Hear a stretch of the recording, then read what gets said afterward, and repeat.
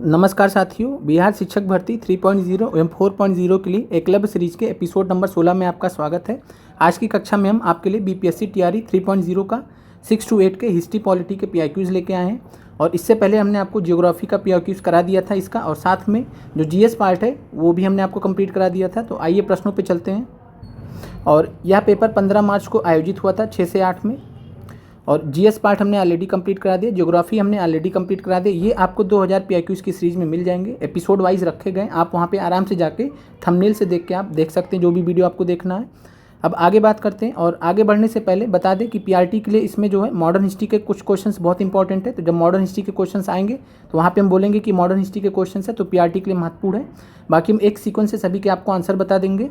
और साथ में पॉलिटी के क्वेश्चंस आएंगे तो वहाँ पर भी पीआरटी के लिए बहुत महत्वपूर्ण है। और साथ में ये जो प्रश्न है 6 से 8 में आया है, लेकिन ये टीजीटी के लिए इक्वली इंपॉर्टेंट है। टीजीटी लेवल के यहाँ पे अच्छे खासे प्रश्न रखे गए हैं, तो इस चीज़ को आप ध्यान रखिए। आते हैं पहले प्रश्न पे। इटली में पुनर्जागरण किस भाषा एवं साहित्य में रुचि जागृत किया था? तो इस प्रश्न का आंसर है लैटिन एवं ग्रीक। और अभी जो है हम ग्रुप में आप लोगों को जो 6 से 8 और 9 से 10 वाले हैं, हम उन लोगों को गाइड कर देंगे, बता देंगे कि आपको जो लास्ट समय के लिए एनसीईआरटी की कौन कौन से चैप्टर्स और जो है बुक्स पढ़नी है। फिर 17वीं 18वीं शताब्दी की फ्रांस की सामाजिक संरचना विभक्त थी। तो इसका आंसर है 3 स्टेट्स में थी। ये सब वर्ल्ड हिस्ट्री के क्वेश्चन हैं। अगला प्रश्न है, प्रथम विश्व युद्ध के पश्चात हस्ताक्षरित वर्साय की संधि ने जर्मनी को तबाह कर दिया था क्योंकि? तो यहाँ पे जर्मनी उपनिवेश खो दिए थे, कारण था ये क्षतिपूर्ति की राशि अत्यधिक थी, तो जर्मनी पे आर्थिक बोझ पड़ गया। असैन्यीकरण कर दिया गया था, यानी जो है जर्मनी की सेना को जो है ख़त्म कर दिया गया था। तो आंसर उपयुक्त में से एक से अधिक। तो जर्मनी को पूरी तरीके से वर्साय की संधि ने तबाह कर दिया था। आपको इसके बारे में किस स्थान पे हुआ था, वर्ष वगैरह सब कुछ आपको अच्छे से प्रिपेयर करके जाना है अगले पेपर के लिए। तो इस प्रश्न का आंसर हो जाएगा डी, उपयुक्त में से एक से अधिक। फिर अगला प्रश्न मॉडर्न हिस्ट्री का है।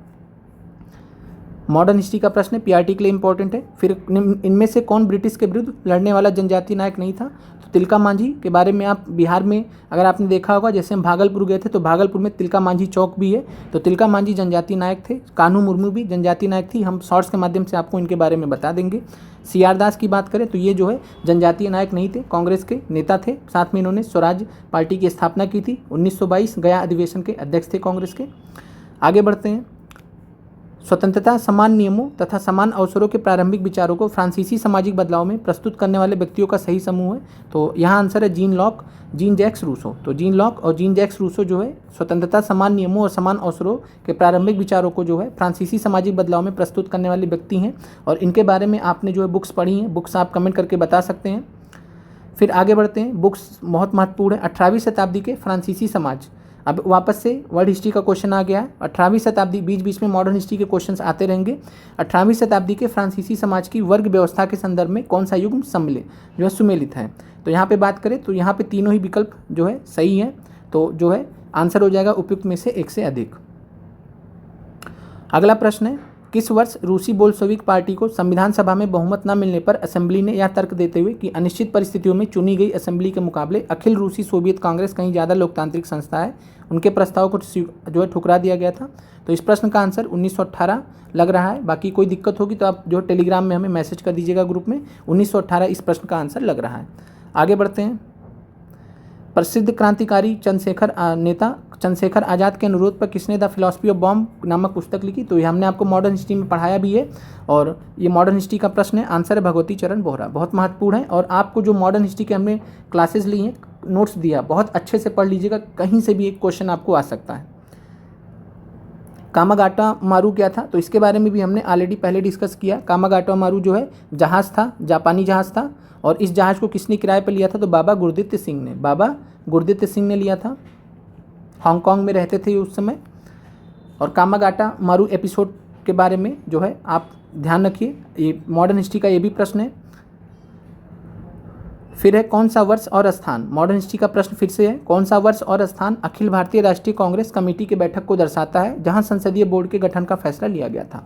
तो जब आएगा all India Congress working committee के संसदीय बोर्ड, पार्लियामेंट्री बोर्ड के गठन का फैसला 1934 पटना में लिया गया था। और 1920 नागपुर में जो है CWC की स्थापना की गई थी। तो जो है राष्ट्रीय कांग्रेस कमेटी की स्थापना कब की गई थी? 1920 में नागपुर अधिवेशन में। और इसके संसदीय बोर्ड की गठन का कब फैसला लिया गया? 1934 में। तो प्रश्न का आंसर 1934 क्लियर हो गया होगा आपको।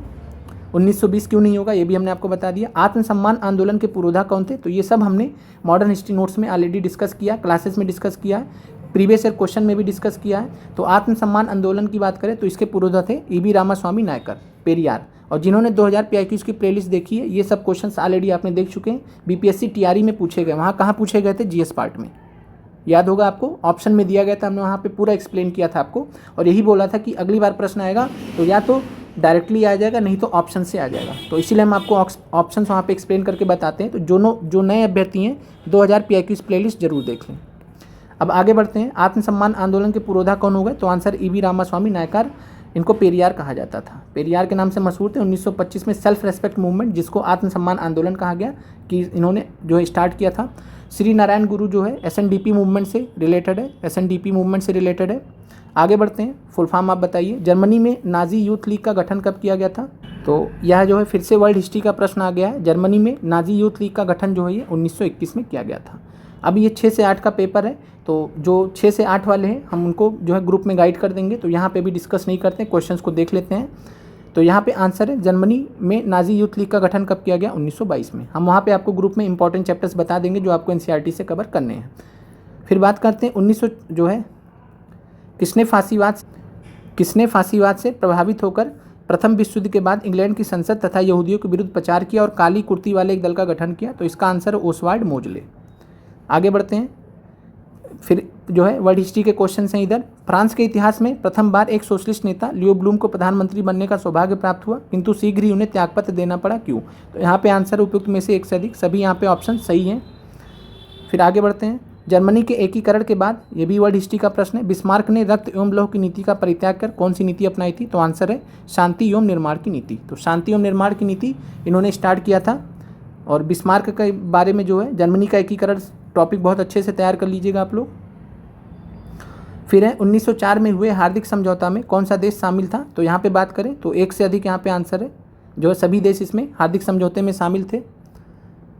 फिर अगले प्रश्न पे आते हैं, 1815 में वियना संधि के दौरान, ये सभी वर्ल्ड हिस्ट्री के क्वेश्चन चल रहे हैं, कौन सा देश शामिल नहीं था, तो ये आंसर है यहाँ पे पोलैंड जो है शामिल नहीं था। और ध्यान रखिएगा, मॉडर्न जो PRT वाले हैं उनको वर्ल्ड हिस्ट्री में जो है वर्ल्ड हिस्ट्री आप में नहीं पूछा जाता है, तो उसके लिए आप परेशान मत होइएगा, 1-2 क्वेश्चन के लिए आपको परेशान नहीं होना है, जो वो भी TRE 1 में पूछा गया था। तो और ये वर्ल्ड हिस्ट्री जो है 6 से 8 में पूछा जाता है, TGT में कभी कभी, बाकी PGT में तो पूछा ही जाता है। तो ये सभी के लिए इंपॉर्टेंट है, जो 6 से 8 से ऊपर वाले हैं सभी के लिए पेपर इंपॉर्टेंट है, और आप उसी हिसाब से अपनी तैयारी बना के रखिए। और सबसे ज़रूरी है कि जो NCERT में वर्ल्ड जो हिस्ट्री के पार्ट हैं उसको आप अच्छे से कंप्लीट करिए, हम आपको ग्रुप में गाइड कर देंगे। अब आगे बढ़ते हैं, यूरोपीय राष्ट्रवादी आंदोलन के दौरान प्रतीकात्मक शब्दावलियों का कौन सा युग्म सही था, तो यहाँ पर बात करें तो यहाँ पर तीनों ही विकल्प जो है सही हैं, आंसर हो जाएगा उपयुक्त में से एक से अधिक। NCERT में आप ध्यान से देखेंगे तो ये चीज़ें मिल जाएंगी आपको वहाँ पे। Census report of central provinces पुस्तक के लेखक कौन है, तो census report of central provinces, तो यहाँ पे जो है दिए गए विकल्प में से कोई भी नहीं है, तो आंसर हो जाएगा उपयुक्त में से एक से अधिक। और सामने इस पे उसको सर्च भी किया था, तो लेकिन एग्जैक्टली इस पुस्तक ये मिली नहीं है, लेकिन सुमित गुहा, रंजीत गुहा, रामचंद्र गुहा इसके राइटर नहीं है कहीं से भी, तो ये तो क्लियर है। और census report of central provinces इस पुस्तक के जो लेखक हैं यहाँ पे नहीं दिए गए, तो आंसर उपयुक्त में से एक से अधिक, मतलब उपयुक्त में से कोई नहीं इसका आंसर है। फिर आगे बढ़ते हैं, निम्नलिखित में से कौन सा कथन असत्य है, 18वीं शताब्दी तक महीन कपड़े के अंतर्राष्ट्रीय बाजार पर भारत का दबदबा था। अमेरिकी गृह युद्ध के फलस्वरूप भारत के कपास निर्यात में कमी आई। फ्लाइंग शटल के आने से हथकरघा कामगारों की उत्पादकता में सुधार हुआ, तो यहाँ पे आंसर उपयुक्त में से एक से अधिक है। वर्ल्ड हिस्ट्री का क्वेश्चन है। 1873 जो अब मॉडर्न हिस्ट्री का क्वेश्चन आ रहा है आपके सामने, तो 1873 में रचित गुलामगिरी किस धारणा को निष्प्रभावी करती है, तो आपको इसके बारे में सबसे पहली चीज़ ये ध्यान रखना है कि ज्योतिबा फूले के बारे में आप जानते हैं। ज्योतिबा फूले ने किसकी स्थापना की थी, तो आप कहेंगे सत्यशोधक समाज। और इनके बारे में एक इंपॉर्टेंट फैक्ट ध्यान रखिएगा, सत्यशोधक समाज की स्थापना की थी इन्होंने, कब की थी, 1873 में। और 1873 में इन्होंने एक पुस्तक लिखी थी गुलामगिरी, तो गुलामगिरी किसकी पुस्तक है, ज्योतिबा फूले की, सत्यशोधक समाज के संस्थापक ज्योतिबा फूले की पुस्तक है गुलामगिरी, और इन्होंने 1873 में लिखी थी। और इन्होंने इसमें जो है निम्न जाति विभेद के बारे में बात किया, धार्मिक असमानताओं की बात की, सामाजिक ताने बाने की जटिलता की बात की, तो इन सबको जो है इन सब धारणाओं को निष्प्रभावी किया था इन अपने बुक के माध्यम से, तो यहाँ आंसर हो जाएगा उपयुक्त में से एक से अधिक। फिर आगे बढ़ते हैं, और मॉडर्न हिस्ट्री के पॉइंट ऑफ व्यू से इनकी पुस्तक का नाम जरूर ध्यान रखिएगा, स्टालिनग्राद की लड़ाई किसके मध्य हुई, तो वापस से वर्ल्ड हिस्ट्री का क्वेश्चन आ गया। स्टालिनग्राद की लड़ाई किसके मध्य हुई, तो यहाँ पे बात करें तो स्टालिनग्राद की जो लड़ाई हुई है वो हुई है रसिया और जर्मनी के बीच में, रसिया और जर्मनी के बीच में हुई है। तो आंसर हो जाएगा उपयुक्त में से एक से जो है कोई नहीं, तो उपयुक्त में से कोई नहीं आंसर हो जाएगा, रसिया और जर्मनी के बीच में हुआ था। और जितने भी युद्ध हुए हैं जो मतलब आप लोग एक सीक्वेंस में उसको नोट कर लें, और हमने आपको जो है वर्ल्ड हिस्ट्री के नोट्स भी दिए थे, तो आप वहाँ से भी हमने आपको बोला भी था कि आप एक बार कर लें, लेकिन सब चीज़ आपको नहीं मिल सकती है एक जगह पे, तो इस चीज़ को भी आप लोग समझें। फिर आते हैं बेला चमेली क्रांति का संबंध निम्नलिखित में से किस देश से है, तो बेला चमेली क्रांति का संबंध चीन देश से है। और इसके अलावा जो आप देखेंगे तो ट्यूनीशिया एक देश है, तो ट्यूनीशिया क्रांति से भी संबंधित है, लेकिन यहाँ चूँकि ऑप्शन में ट्यूनीशिया तो दिया नहीं है, तो आंसर यहाँ पे और चीन से भी संबंधित है, तो चीन से संबंधित है, ध्यान रखिएगा। इस प्रश्न का सही आंसर चीन होगा। तो यहाँ पे बेला चमेली क्रांति का संबंध जो है चीन देश से है। आगे बढ़ते हैं। रोम चलो का नारा किसने दिया था, तो रोम चलो का नारा जो है दिया था मुसोलिनी ने, और इटली एकीकरण के जो है मुसोलिनी नेतृत्व करता थे, तो इटली एकीकरण से संबंधित थे मुसोलिनी। इनके बारे में डिटेल में आप पढ़ लीजिएगा, वर्ल्ड हिस्ट्री के प्रश्न है। फिर अगला प्रश्न है, संयुक्त राष्ट्र संघ के संस्थापक सदस्य देशों की संख्या कितनी थी, तो संयुक्त राष्ट्र संघ के संस्थापक सदस्य देश, ये सभी के लिए महत्वपूर्ण है, यह प्रश्न सभी में पूछा जा सकता है, और यहाँ पे आंसर होगा जो है 51। तो 51 ध्यान रखिएगा। संयुक्त राष्ट्र संघ के संस्थापक सदस्य देश की संख्या कितनी थी, यानी जब स्थापना हुई है संयुक्त राष्ट्र संघ की, कब हुई है, तो 24 अक्टूबर 1945 को। इसी के उपलक्ष्य में हम जो है संयुक्त राष्ट्र दिवस भी मनाते हैं। तो संयुक्त राष्ट्र जो है यहाँ पे संघ की बात की जा रही है, तो यहाँ पे बात करें तो 51 थे। तो ध्यान रखिएगा, संयुक्त राष्ट्र की स्थापना हुई है 24 अक्टूबर 1945 को, और संयुक्त राष्ट्र संघ के संस्थापक सदस्य देशों की संख्या थी 51। आगे बढ़ते हैं। हिंदुस्तान स्टैंडर्ड किसका समाचार पत्र है, तो वापस से मॉडर्न हिस्ट्री का प्रश्न आ गया। 1899 में एक अंग्रेजी समाचार पत्र स्टार्ट किया था सच्चिदानंद सिन्हा जी ने, हिंदुस्तान स्टैंडर्ड। तो जो है हिंदुस्तान स्टैंडर्ड किसका समाचार पत्र है, सच्चिदानंद सिन्हा जी का, इसके अलावा जो है सर्चलाइट भी ध्यान रखिएगा। आगे बढ़ते हैं। रूस में नई आर्थिक नीति लागू करने का श्रेय किसको दिया जाता है, तो रूस में नई आर्थिक नीति लागू करने का जो श्रेय है वो लेनिन को दिया जाता है। फिर है, वैश्वीकरण के संदर्भ में कौन सा कथन सही है, वैश्वीकरण में मुक्त व्यापार होता है, निजीकरण होता है, प्राइवेटाइजेशन जिसको बोलते हैं, आर्थिक सुधार भी हो, इकोनॉमिक रिफॉर्म्स भी करने पड़ते हैं। तो ये आसान प्रश्न उपयुक्त में से एक से अधिक है। किस घटना ने यह सिद्धांत निष्प्रभावी हो गया था कि पूर्ति अपनी मांग स्वयं पैदा करती है, तो एक एडम स्मिथ नाम के आपने जो है इकोनॉमिस्ट का नाम सुना होगा, पहले इकोनॉमिस्ट भी माने जाते हैं। इनकी पुस्तक है जो है एडम स्मिथ की पुस्तक का नाम आप जानते हैं, तो आप जो है द वेल्थ ऑफ नेशंस करके है। और इन्होंने एक कॉन्सेप्ट बताया था कि पूर्ति अपनी मांग स्वयं पैदा कर ली, यानी आप अपना प्रोडक्शन करते रहिए, लोग खरीदते रहेंगे। लेकिन जब 1929 की विश्व आर्थिक महामंदी स्टार्ट हुई, 1929 से 33 के बीच में तगड़ा था, आगे तक भी था, लेकिन 1929 से लेकर 33 तक सबसे प्रबल वेग से जो है ये प्रभावित कर रही थी पूरे विश्व को। तो यहाँ पे ये सिद्धांत ही बेकार हो गया, फेल हो गया एडम स्मिथ का जो कॉन्सेप्ट था कि पूर्ति अपनी मांग स्वयं पैदा करती है। इसके बाद फिर जो है एक कीन्स करके एक इकोनॉमिस्ट आए, उन्होंने जो है नया कॉन्सेप्ट दिया, फिर वहाँ से फिर चीज़ें आगे बढ़ी, और फिर यहाँ पे ये माना गया कि पूर्ति अपनी मांग स्वयं पैदा नहीं कर पाएगी। उसके अलावा जो है जो लोग खरीदते हैं सामान को, उनके तरफ से भी कई सारी चीज़ें देखनी पड़ती हैं, तो पूर्ति अपनी मांग स्वयं पैदा कर लेती है। ये 1929 की विश्व आर्थिक मंदी ने इसको निष्प्रभावी कर दिया था, और जो है इतना ज़्यादा बना के प्रोडक्शन कर रखा था सभी देशों ने जिनके पास पैसे थे, लेकिन जब महामंदी आई तो सब एकदम से बर्बाद हो गए। फिर है, ब्रिटेन में कृषि क्रांति के शिल्पकार के रूप में कौन जाने जाते हैं, तो आंसर है लॉर्ड टाउनशेंड। तो लॉर्ड टाउनशेंड जो है कृषि क्रांति के शिल्पकार के रूप में जाने जाते हैं ब्रिटेन में। प्रथम विश्व युद्ध कब लड़ा गया, ये तो आप सभी को ही पता होगा, 1914 से 1918 के मध्य। इससे आसान प्रश्न क्या ही हो सकता है। औपनिवेशिक काल में कौन सा प्रमुख उद्योग क्षेत्र भारतीयों के हाथ में था, तो भारतीय खनन तो बहुत लेट में स्टार्ट हुआ, लौह भी बहुत वहाँ पे उतना टेक्नोलॉजी था ही नहीं। आंसर सिंपल सा, वस्त्र और कपास, आराम से एलिमिनेट करके आप पहुँच सकते हैं। महात्मा गांधी ने चंपारण यात्रा किस वर्ष की थी, तो आपको पता है 1917। और किस स्थान से इन्होंने, हमने आपको एक भितरवा करके एक आश्रम है चंपारण में, तो भितरवा आश्रम के बारे में हमने आपको जानकारी दिया था, तो वहाँ से भी देख लीजिएगा, क्विज में शायद क्वेश्चन भी रखा था। तो वहाँ पे इन्होंने जो है आश्रम की स्थापना की थी, वहाँ से फिर जो है चंपारण का जो है जो आंदोलन है वो स्टार्ट किया था। और चंपारण आंदोलन के बारे में हमने डिटेल में बात किया है। भारत में प्रथम छापखाना किस वर्ष तथा किसके द्वारा स्थापित किया गया था? तो यहाँ पे 1556 होना चाहिए था। 1556 में पुर्तगालियों ने किया था। तो 1556 में पुर्तगालियों ने किया था। और पहली बार जो है इन्होंने प्रिंटिंग कब लेके आए थे? तो 1550 में लेके आए थे, लेकिन छापखाना कब स्टार्ट किया था? 1556 में। तो ध्यान रखिएगा, आपको 1550 भी कहीं कहीं दिखेगा, लेकिन वो फ़र्क है उस प्रश्न में। 1550 में ये कॉन्सेप्ट को लेके आए थे, लेकिन छापखाना कब स्थापित किया गया था? 1556 में। आंसर हो जाएगा उपयुक्त में से कोई नहीं। कौन से पेरिस शांति सम्मेलन के बड़े 4 परिषदों का सदस्य था? तो इसमें सभी ही सदस्य थे, तीनों लोग, उपयुक्त तीनों लोग सदस्य थे। आंसर हो जाएगा 1 से अधिक। किस वर्ष लॉर्ड लिटन ने, तो ये मॉडर्न हिस्ट्री का प्रश्न फिर से आ गया, किस वर्ष लॉर्ड लिटन ने भाषाई आधार पर प्रेस की स्वतंत्रता को प्रतिबंधित कर दिया? आपको पता है 1878 में क्या आया था? वर्नाकुलर प्रेस एक्ट आया था 1878 में। और कौन लेके आया था? लॉर्ड लिटन। लॉर्ड लिटन 1874 से 1876 से जो है 1880 तक जो है ये थे।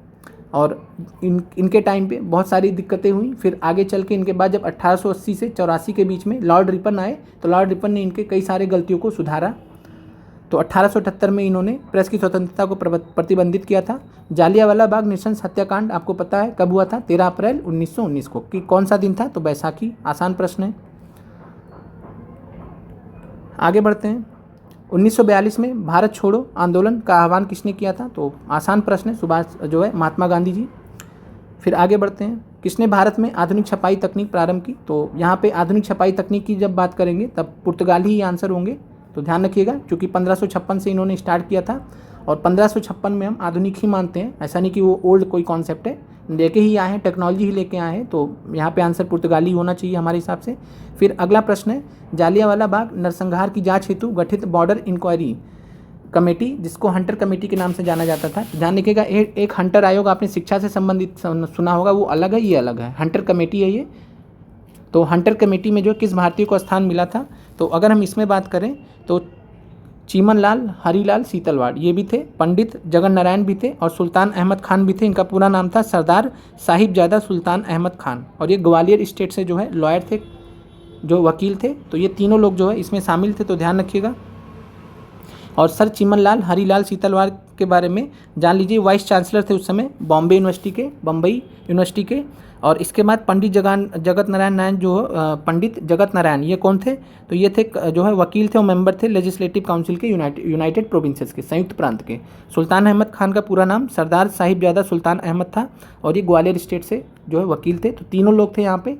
तो और इसकी जो है ध्यान रखिएगा कि हंटर इंक्वायरी कमेटी को जो है डिसऑर्डर्स इंक्वायरी कमेटी कहा जाता है।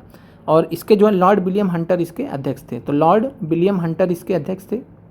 और ये किस लिए बनाई गई थी? तो जो जालियांवाला हत्याकांड हुआ था, नरसंहार हुआ था, उसी की इनको जांच करनी थी। तो आंसर यहाँ पे हो जाएगा उपयुक्त में से 1 से अधिक। और ध्यान रखिएगा, गांधी जी इससे कहीं से भी जुड़े नहीं थे सदस्यों में। कांग्रेस ने अलग, ये सब प्रश्न हमने ऑलरेडी देख लिया, तो इसको जो है अभी इसको रहने देते हैं। अब आते हैं पॉलिटी के प्रश्नों पर। और ध्यान रखिएगा, प्रीवियस ईयर क्वेश्चन बहुत महत्वपूर्ण है, जो नए जुड़े हैं उनके लिए भी। आप 2000 PIQs के प्लेलिस्ट जितना जल्दी खत्म हो पाए करिए। बाकी हम इधर से प्रयास कर रहे हैं कि जितना जल्दी आपका प्रीवियस ईयर क्वेश्चंस खत्म हो जाए, मैराथन में हम कर देंगे।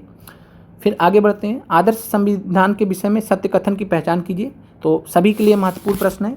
आदर्श संविधान के विषय में सत्य कथन की पहचान कीजिए। तो जो आदर्श संविधान होता है, आइडियल कॉन्स्टिट्यूशन होता है, आइडियल कॉन्स्टिट्यूशन होता है, वह जन आकांक्षाओं को प्रकट करता है। तो बिल्कुल सही बात है, जन आकांक्षाओं को रिफ्लेक्ट करेगा, प्रकट करेगा, विश्वास और समन्वय पैदा करेगा, ये भी करेगा। यह बताएगा सरकार का गठन कैसे होगा। तो सिंपल सा है, NCERT अगर आपने एक बार भी पढ़ी है तो आराम से इस चीज़ को समझ सकते हैं कि संविधान हमें क्या क्या चीज़ें जो है बताता है। तो जन आकांक्षाओं को प्रकट करता है, विश्वास एवं समन्वय पैदा करता है, सरकार का गठन कैसे होगा ये बताता है। तो आंसर यहाँ पे उपयुक्त में से 1 से अधिक हो जाएगा। फिर अगला प्रश्न है, भारत का निर्वाचन आयोग है, और इस पॉलिटी वाले क्वेश्चंस में ये सभी के लिए बहुत महत्वपूर्ण है। PRT के लिए भी बहुत महत्वपूर्ण है, 6 से 8 के लिए भी, TGT के लिए भी, साथ में PGT में भी कुछ क्वेश्चन इस लेवल के आते हैं, तो सभी के लिए महत्वपूर्ण है। भारत का निर्वाचन आयोग है एक अस्थायी संवैधानिक निकाय, तो अस्थायी तो नहीं है, एक अस्थायी संवैधानिक निकाय, तो ये बात सही है। अतिरिक्त संवैधानिक निकाय ये भी गलत है। अतिरिक्त संवैधानिक निकाय का मतलब होता है एक्स्ट्रा कॉन्स्टिट्यूशनल बॉडी, संविधान से अलग। तो संविधान से तो अलग है नहीं, अस्थायी संवैधानिक निकाय है। और आपको बहुत अच्छे से पता है कई बार प्रश्न बीपीएससी ने पूछा है इससे रिलेटेड। आर्टिकल 324 किससे जुड़ा हुआ है, तो भारत के निर्वाचन आयोग से। और भारत का निर्वाचन आयोग जो है एक अस्थायी संवैधानिक निकाय है। संवैधानिक निकाय का मतलब होता है कॉन्स्टिट्यूशनल बॉडी। कॉन्स्टिट्यूशनल बॉडी माने जो संविधान में जिसके बारे में पूरा विस्तार से दिया गया हो, बताया गया हो, अनुच्छेद वगैरह बताए गए हो किस अनुच्छेद में है, प्रावधान के साथ में, ऐसे संस्थाओं को हम संवैधानिक निकाय बोलते हैं। तो ये अस्थायी संवैधानिक निकाय है और ये 3 सदस्यीय होता है। कितना सदस्यीय होता है, 3 सदस्यीय होता है, तो ध्यान रखिएगा। अब अगले प्रश्न पे आते हैं। एक साधारण विधेयक को प्रस्तुत किया जा सकता है। एक साधारण विधेयक को प्रस्तुत किया जाता है ऑर्डिनरी बिल को, तो ऑर्डिनरी बिल को लोकसभा में प्रस्तुत किया जा सकता है, राज्यसभा में भी किया जा सकता है, संसद के किसी भी सदन में। तो ये बेस्ट आंसर है। केवल यहाँ लगा है तो इसलिए दोनों ऑप्शन नहीं लिया जा सकता। तो ध्यान रखिएगा, केवल लगा है तो केवल लगे होने की वजह से हम दोनों आंसर नहीं ले सकते एक साथ में। अगर लोकसभा राज्यसभा लिखा होता तब हम एक से अधिक लेते, लेकिन केवल लगा तो इसलिए ए और बी नहीं लेंगे। और प्रश्न हमने ये चीज़ नोटिस किया है कि पॉलिटी के प्रश्नों में आप अगर प्रश्नों में उलझ गए, प्रश्नों को समझ ही नहीं पाए तो आपका पेपर गड़बड़ हो जाएगा। अगर प्रश्नों को आप समझ गए तो आप जो है सही कर जाएंगे।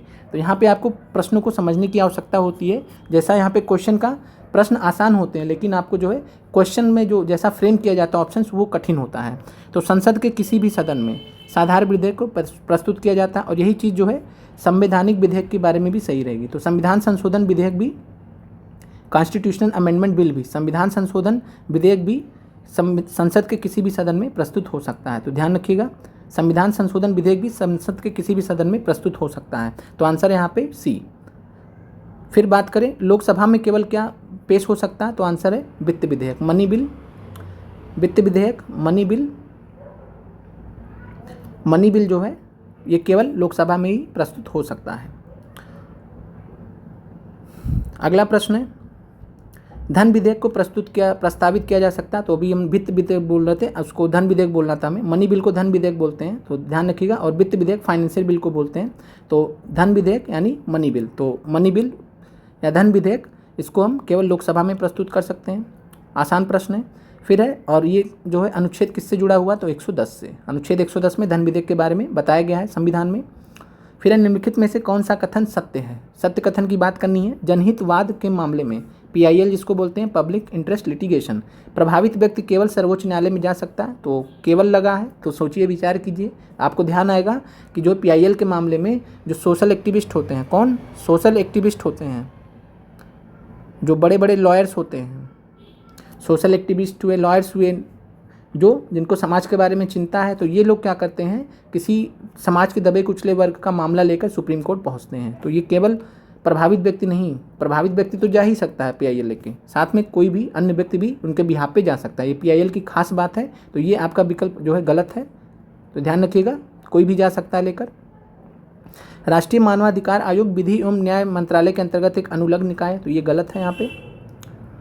फिर है, संघवाद सरकार की एक ऐसी प्रणाली है, संघवाद सरकार की, फेडरलिज्म सरकार की एक ऐसी प्रणाली जिसमें शक्ति का विभाजन केंद्रीय सत्ता और विभिन्न घटक इकाइयों के बीच में होता है। तो हमने आपको कई बार क्वेश्चंस कराए हैं, तो वहाँ आपने देखा है संघवाद में जो शक्तियों का बंटवारा होता है केंद्र और राज्य सरकारों के बीच में। तो ये बात सही है। तो यहाँ पे कौन सा कथन सत्य था, तो कथन सी सत्य है। आगे बढ़ते हैं। सूचना का स्वतंत्रता अधिनियम बना था। तो सूचना का स्वतंत्रता अधिनियम, ध्यान रखिएगा, सूचना का स्वतंत्रता अधिनियम, freedom of information act, freedom of information act, freedom of information act, और ये बना था वर्ष 2002 में। ये सिर्फ आपकी जो है पेशेंस को चेक करने के लिए क्वेश्चन रखा गया था कि आप हड़बड़ी में आंसर लगा देंगे, उपयुक्त में से कोई नहीं। आपके दिमाग में क्या चलेगा, सूचना का अधिकार अधिनियम, RTI चलेगा, सूचना का अधिकार अधिनियम चलेगा, जो 2005 में आया था। तो आपसे प्रश्न गलत करवाने के लिए प्रश्न रखा गया था। और 2005 में जो सूचना का अधिकार अधिनियम आया था, उसका पूर्ववर्ती कानून जो बना था वो था सूचना का स्वतंत्रता अधिनियम, फिर सूचना का अधिकार अधिनियम आ गया। तो सूचना का स्वतंत्रता अधिनियम वर्ष 2002 में आया था, तो आंसर इसका हो जाएगा। अब आगे बढ़ते हैं। निम्नलिखित में से कौन सा राज्य सन 1949 में भारतीय संघ में सम्मिलित हुआ था। तो जब आपने प्रिंसली स्टेट्स का इंटीग्रेशन सुना होगा, तो प्रिंसली स्टेट्स को जब जोड़ा जा रहा था भारत में, तो उस क्रम में जो है मणिपुर जो है 1949 में भारत का हिस्सा बना था। तो वहाँ पे भी प्रिंसली स्टेट था, राजशाही थी वहाँ पे। तो वहाँ से जो है मुक्ति पाकर 1949 में, सितंबर 1949 में मुक्ति पाकर भारतीय संघ में मणिपुर सम्मिलित हुआ था। तो ध्यान रखिएगा, यहाँ पे राज्य दिया गया है, जबकि राज्य मतलब नहीं देना चाहिए था, ये प्रिंसली स्टेट था यहाँ पे। प्रिंसली स्टेट्स का पार्ट था, तो प्रिंसली स्टेट, तो राज्य वर्ड यहाँ पे थोड़ा सा दिक्कत है, इंग्लिश में हो सकता है प्रिंसली स्टेट ही दिया गया हो, क्योंकि कई बार हिंदी ये गलत कर देते हैं। तो इस प्रश्न का 1949 में प्रिंसली स्टेट के हिसाब से पूछ रहा है, तो मणिपुर आपका आंसर हो जाएगा। आगे बढ़ते हैं। आंध्र प्रदेश की बात करें तो ये भाषाई आधार पर पहला राज्य बना था 1953 में। संसद का कार्य क्या होता है? संसद विधि निर्माण करती है। कानून कौन बनाता है? संसद करती है। लोकसभा, राज्यसभा, राष्ट्रपति साइन करते हैं। कार्यपालिका की नियुक्ति भी संसद से ही होती है एक हिसाब से देखा जाए तो। संसद का इनडायरेक्ट काम होता है, जो संसद के सदस्य होते हैं उन्हीं में से चुन के कौन जाते हैं, कार्यपालिका में बैठते हैं। फिर बात करें वित्तीय मामलों का नियंत्रण, तो वित्तीय मामलों का जो नियंत्रण होता है वो संसद ही करती है। कोई भी कानून होगा जो वित्तीय मामलों से संबंधित होगा, तो वित्तीय मामलों से संबंधित जो प्रक्रियाएं हैं, जैसे फॉर एग्जांपल धन विधेयक भी है, तो ये सब चीज़ें हैं, तो ये सब नियंत्रण कौन करता है? एक हिसाब से संसद करती है। तो आंसर यहाँ पे उपयुक्त में से एक से अधिक है। तो ऐसे प्रश्नों पर आपको बहुत ही ध्यान से सोचना पड़ता है, हड़बड़ी में आप ऐसे प्रश्नों को कभी नहीं सही कर पाएंगे। प्रश्न अगला संघीय सूची के अंतर्गत शामिल है, तो संघीय सूची आपको पता है 7वीं अनुसूची में रखा गया है। 3 सूचियाँ संघीय सूची है, समवर्ती सूची है और राज्य सूची है। संघीय सूची में संचार आते हैं, रक्षा आते हैं, उपयुक्त में से एक से अधिक हो जाएगा। कृषि किसका पार्ट है? राज्य का है। कृषि राज्य का विषय है, तो ध्यान रखिएगा कृषि, पुलिस, जेल भी जो है ये राज्य का विषय है। संचार, कम्युनिकेशन और रक्षा, डिफेंस, ये किसका है? संघीय सूची का है। आगे बढ़ते हैं। स्थानीय स्वशासन को किस वर्ष संवैधानिक दर्जा प्रदान किया गया था? तो हमने आपको कई बार बताया, LM Singhvi committee, LM Singhvi समिति की अनुशंसा पर 1992 में 73वें संविधान संशोधन अधिनियम और 74वें संविधान संशोधन अधिनियम 1992 के माध्यम से जो है संवैधानिक दर्जा स्थानीय स्वशासन को प्रदान किया गया था। और 73वां संविधान संशोधन कब लागू हुआ था? तो ये लागू हुआ था 24 अप्रैल 1993 को। 24 अप्रैल 1993 को लागू हुआ था। 24 अप्रैल 1993 को लागू होता है, इसीलिए हम 24 अप्रैल को क्या मनाते हैं? पंचायती राज दिवस मनाते हैं। तो आंसर हो जाएगा 1992। अगला प्रश्न है, निम्नलिखित में से किस देश में संसदीय लोकतांत्रिक व्यवस्था नहीं है? संसदीय लोकतांत्रिक शासन व्यवस्था नहीं है, तो ब्रिटेन में है, इटली में है, बेल्जियम में भी है। तो ये यहाँ पे आंसर हो जाएगा उपयुक्त में से कोई नहीं। आप सिंपल एनसीईआरटी 10th क्लास का पढ़े होंगे, हमने आपको पढ़ाया भी है। तो वहाँ पे बेल्जियम का केस स्टडी दिया गया, बेल्जियम का केस स्टडी दिया गया, हमने आपको एनसीईआरटी में पढ़ाया भी है। तो बेल्जियम के केस स्टडी से 3 से 4, 5 प्रश्न पूछे गए इस पेपर में, तो इसीलिए एनसीईआरटी पढ़ना बहुत जरूरी है। आगे के लिए 6 से 8 और 9 से 10 वाले 11th क्लास की एनसीईआरटी, 12th क्लास की एनसीईआरटी हम ग्रुप में बता देंगे। उन चैप्टर्स को आप अच्छे से तैयार करें, अगली बार वहाँ से प्रश्न आने की पूरी संभावना है। बाकी 2, 4, 5 प्रश्न ऐसे होंगे जो कहीं से भी पता नहीं कहाँ से आए होंगे, तो वो हमेशा रखा जाता है फ़र्क करने के लिए, क्योंकि आयोग को भी पता होता है कई सारे अभ्यर्थी एनसीईआरटी की तैयारी करके अच्छे से जाते, रट के जाते, पूरा एक एक चीज़ रट के जाते हैं। तो वो इसीलिए जो है 5-10 क्वेश्चन हमेशा रख देता है आयोग, जो किसी को नहीं पता होता, तो उसके पीछे नहीं भागना। एनसीईआरटी के हिसाब से आप अपनी तैयारी टाइट कर लीजिए, प्रीवियस ईयर क्वेश्चन सारे तैयार कर लीजिए। ये आप इतना आपके बस में ये आप कर सकते हैं। निम्नलिखित में से कौन सा एक लोकतांत्रिक व्यवस्था का धर्म संकट है? तो लोकतांत्रिक व्यवस्था में धर्म संकट की बात कर रहे हैं।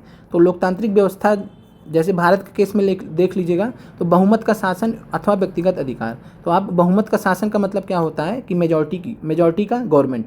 अब बहुमत का शासन यहाँ पे इससे संबंधित है कि जैसे भारत में मान लीजिए अब जैसे भारत के कहीं का भी ले लीजिएगा, अगर मान लीजिए 100 लोग रहते हैं, अब 100 लोग में मान लीजिए 60 लोग एक धर्म से हैं, बाकी और लोग जो है कोई 20% है, कोई 5% है, कोई 10% करके 40% पूरा कर रहे हैं, तो हमेशा इन्हीं की सरकार बनेगी। अगर एक हिसाब से देखा जाए तो बहुमत का शासन ये लोकतांत्रिक व्यवस्था का धर्म संकट दिखाता है, तो ये आपका सही है।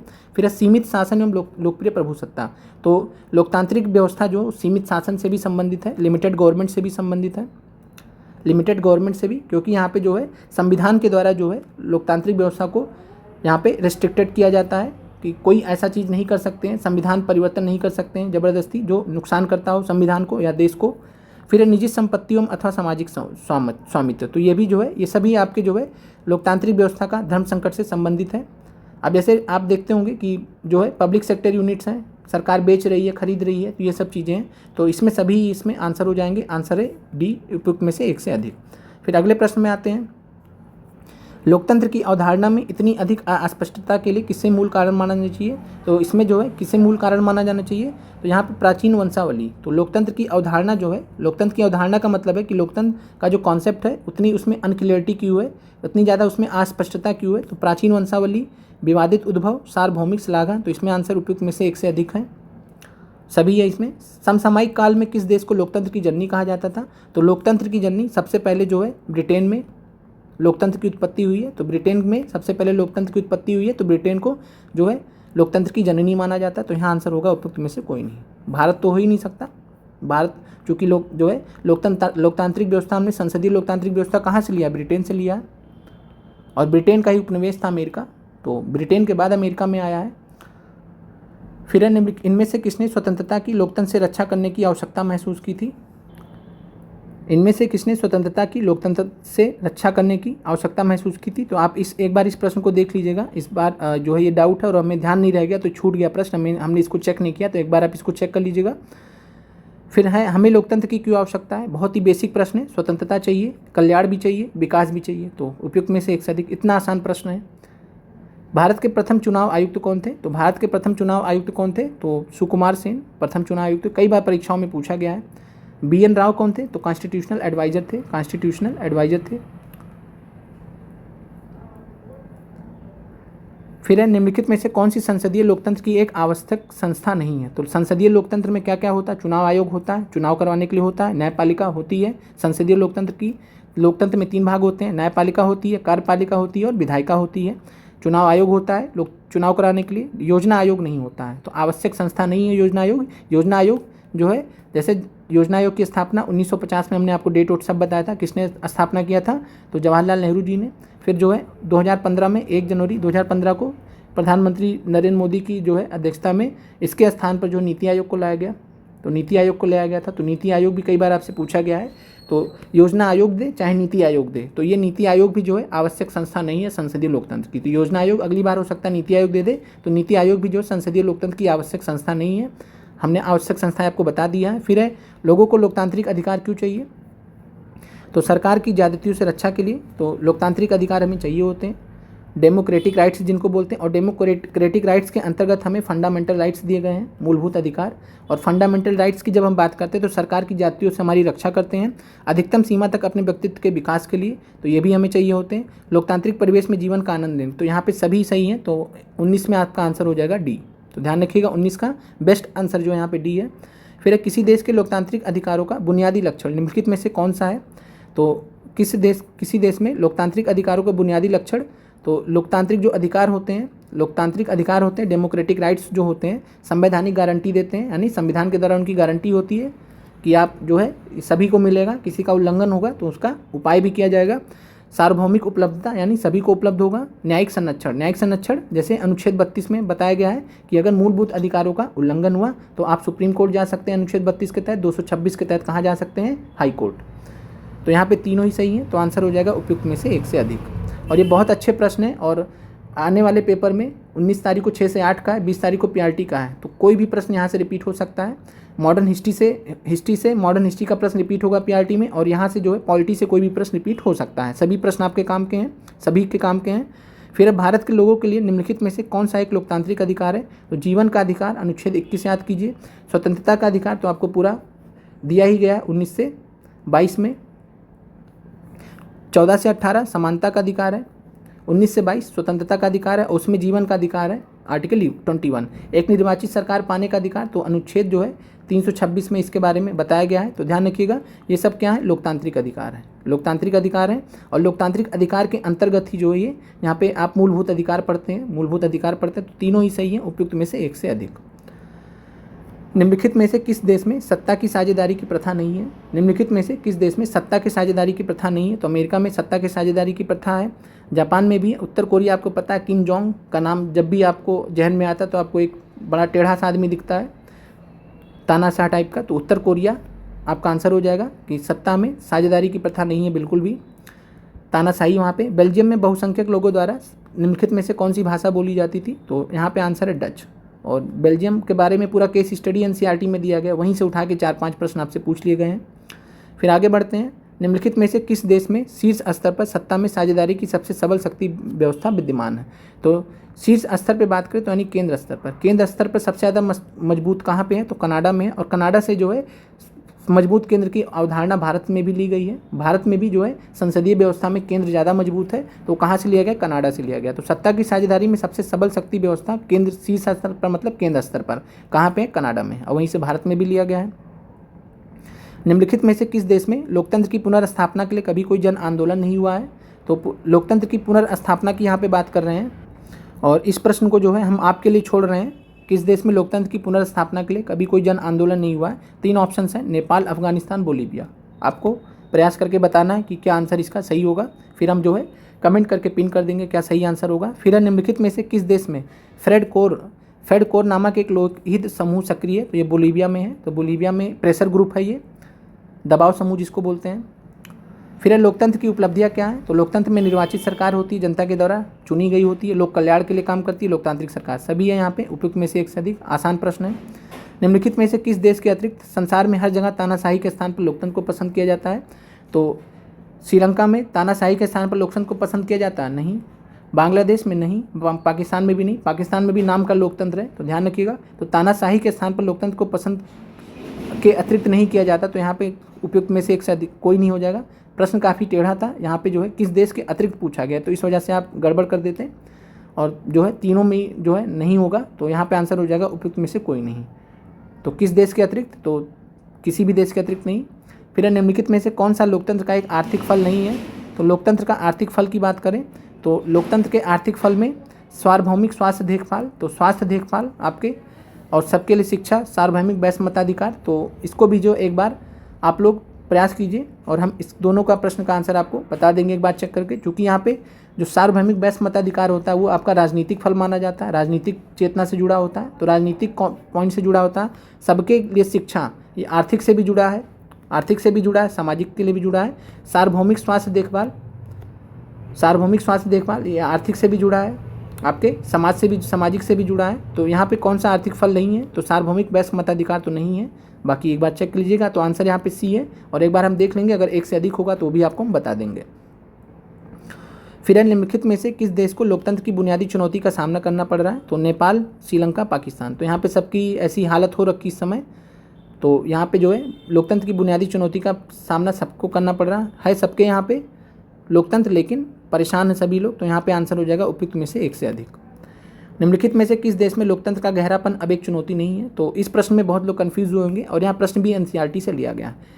बेल्जियम की केस स्टडी याद कीजिए, वहाँ पे बाकायदा बताया गया है कि बेल्जियम की जो लोकतांत्रिक व्यवस्था बहुत ही जटिल है लेकिन वो सफल रही है। तो ये गहरापन है, जो जटिल बोला गया है कि बहुत जटिल रही लेकिन सफल रही है, तो ये बेल्जियम यहाँ पे आंसर होगा। और कहीं जगह पे सफल तो सब, चुनौती कहीं नहीं है। ब्रिटेन में भी चुनौती, लेकिन ब्रिटेन में गहरापन रहा नहीं, वो जटिलता रही ही नहीं है। फ्रांस में वो जटिलता रही नहीं है, जटिलता कहाँ रही है, जटिलता रही है बेल्जियम में। तो इस प्रश्न का आंसर बेल्जियम होगा, एनसीईआरटी के हिसाब से आंसर बेल्जियम होगा और कोई आंसर नहीं हो सकता हमारे हिसाब से। और हमने आपको बता दिया केस स्टडी बेल्जियम का आपको हमने पढ़ाया, 2-4 बार फिर से पढ़ लीजिएगा, यही आंसर आपको समझ में आ जाएगा। फिर निम्नलिखित में से कौन सा भारत में लोकतंत्र के समक्ष एक चुनौती है, तो वैचारिक ध्रुवीकरण, आर्थिक ध्रुवीकरण, क्षेत्रीय ध्रुवीकरण। तो इसमें सभी जो है लोकतंत्र के समक्ष एक चुनौती है भारत में। उपयुक्त में से एक से अधिक आंसर हो जाएगा। विचारधारा का आप देखते हैं, विचारधारा की वजह से पोलराइजेशन होता है। ध्रुवीकरण मतलब होता है पोलराइजेशन। विचारधारा के कारण ध्रुवीकरण होता है लोगों में, आर्थिक चीज़ों के कारण ध्रुवीकरण होता है, क्षेत्रीय ध्रुवीकरण भी होता है, क्षेत्रीयता बढ़ती रहती है समय समय पर। तो ये सभी जो है चुनौतियाँ हैं, तो आंसर हो जाएगा एक से अधिक। किस प्रकार की राज्य व्यवस्था का लोकतांत्रिक केंद्रवाद एक विशेषता है, तो लोकतांत्रिक केंद्रवाद। तो लोकतांत्रिक केंद्रवाद का मतलब यहाँ पे है प्रेसिडेंशियल सिस्टम से रिलेटेड है ये। तो प्रेसिडेंशियल या राष्ट्र अध्यक्षीय व्यवस्था, राष्ट्र अध्यक्षीय व्यवस्था जो कहाँ पाई जाती है, तो राष्ट्र अध्यक्षीय व्यवस्था मैक्सिको में है, यूएसए में है स्पेशली, तो यूएसए में, और यूएसए में लोकतांत्रिक केंद्रवाद की विशेषता है। तो प्रेसिडेंशियल सिस्टम, राष्ट्र अध्यक्षीय व्यवस्था जो है ये लोकतांत्रिक केंद्रवाद की विशेषता है। आगे बढ़ते हैं। इनमें से कौन श्रीलंका के एक लोकतांत्रिक नेता नहीं थे, तो तीनों ही लोकतांत्रिक नेता थे, कोई तानाशाह नहीं था। तो उपयुक्त में से एक कोई नहीं आंसर हो जाएगा।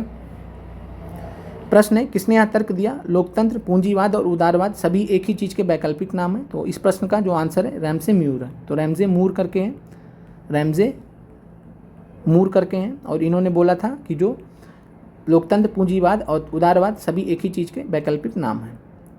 फिर निम्नलिखित में से कौन सी संसदीय लोकतंत्र की एक बुनियादी विशेषता नहीं है, तो संसदीय लोकतंत्र की बुनियादी विशेषता नहीं है। अब नहीं वर्ड आपको ध्यान देना पड़ेगा, आप जब परीक्षा में जाएं तो ध्यान से प्रश्न को पढ़ें, नहीं है कि नहीं है, तो ये आपको देखना पड़ेगा।